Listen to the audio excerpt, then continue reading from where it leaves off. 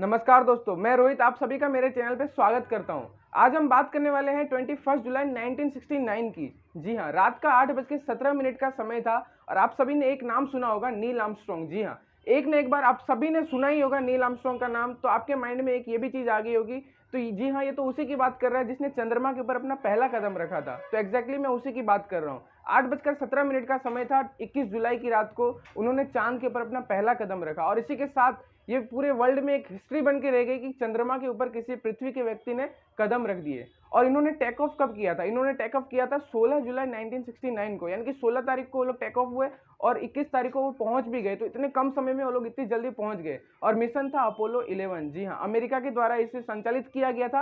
Apollo 11 के under में इन्होंने चंद्रमा पर कदम रख दिए और अकेले नील आर्मस्ट्रांग ही नहीं गए थे, इसके साथ दो व्यक्ति और गए थे जिसका नाम शायद आप नहीं जानते होंगे। एक का नाम था बज एल्ड्रिन और दूसरे का नाम था माइकल कॉलिंस। जी हाँ, पर चंद्रमा के ऊपर कदम रखने वालों में नाम खाली दो का ही आता है, एक तो बज एल्ड्रिन और नील आर्मस्ट्रांग।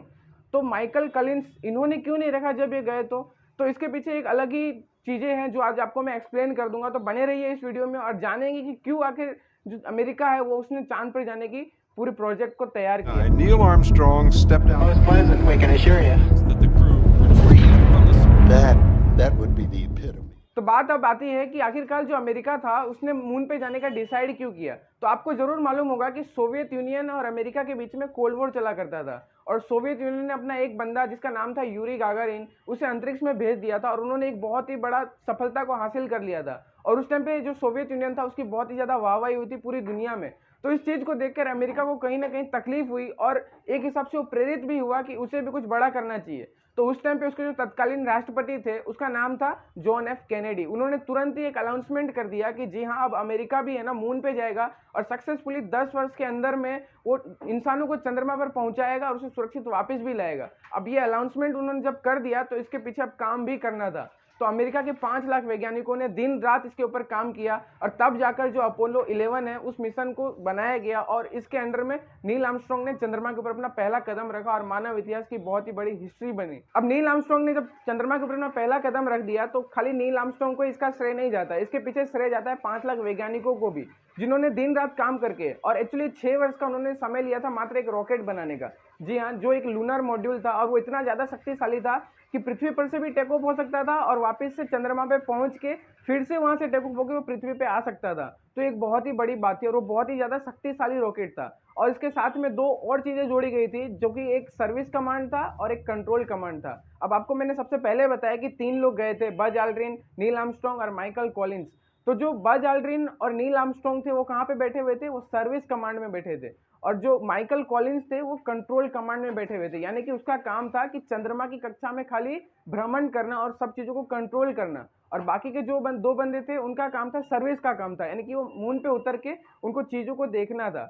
अब जब वो मून पे उतरे थे तो उनकी कुछ पिक्चर्स भी आई थी और इस चीज़ों को काफ़ी दुनिया के सारे लोगों ने इसे लाइव देखा था उस टाइम पे। तो कुछ लोग इस पे सवाल उठाते हैं कि शायद ये पूरी तरह से फेक है। क्यों? क्योंकि चंद्रमा के ऊपर तो हवा नहीं है और आप देखोगे कि चंद्रमा के ऊपर झंडा लहरा रहा है। जी हाँ, तो एक बहुत ही बड़ी थ्योरी है और इन सब कॉन्स्पिरेसी को लेके कई लोगों ने सवाल भी उठाया कि ये तो पूरी तरह से फेक है क्योंकि चंद्रमा पे हवा नहीं है और ये झंडा लहरा रहा है, अमेरिका का झंडा।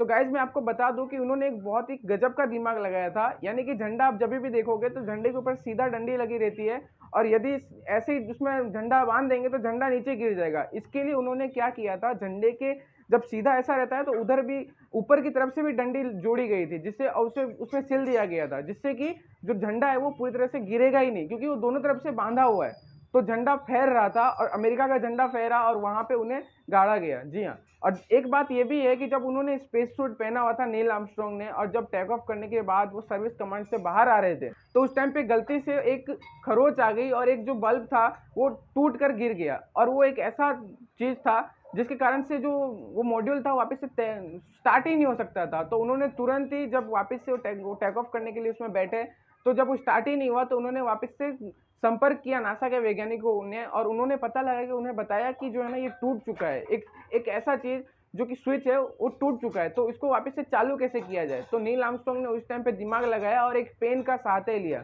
जी हाँ, एक पेन जो कि है ना विद्युत की पूरी तरह से सुचालक थी और उस पेन को वहाँ पे लगाया गया, जिससे कि वो वापस से स्टार्ट हो गया। और स्टार्ट होने के बाद जो सर्विस कमांड था, कंट्रोल कमांड था, वो वापस से जुड़ गए और उस सैटर्न रॉकेट में वापस से विस्थापित होकर वो चंद्रमा की तरफ आ गए। जी हाँ, और उन्होंने जब टेक ऑफ किया पृथ्वी के ऊपर तो समुद्र में किया, और सक्सेसफुली जो नासा के वैज्ञानिक थे उन्होंने उसे कैच ऑफ कर लिया वहाँ से, और इसी के साथ जो ये अपोलो 11 थी उसकी सफलता कंप्लीट हो गई।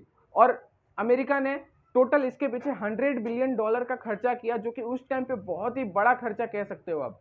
तो इस चीज़ को लेकर बाद में लोगों ने क्रिटिसाइज करना स्टार्ट कर दिया कि आखिरकार ये चीज़ों को करने की ज़रूरत क्या थी, लेकिन अमेरिका ने इसे किया और एक बहुत ही बड़ी उपलब्धि हासिल की। तो गाइज, आपको इस वीडियो में यदि थोड़ा भी कुछ जानने को मिला हो तो इस चैनल को आप ज़रूर सब्सक्राइब करें, और जिससे मेरे को भी मोटिवेशन मिलेगा और मैं नए नए वीडियोज़ बनाऊँगा। धन्यवाद।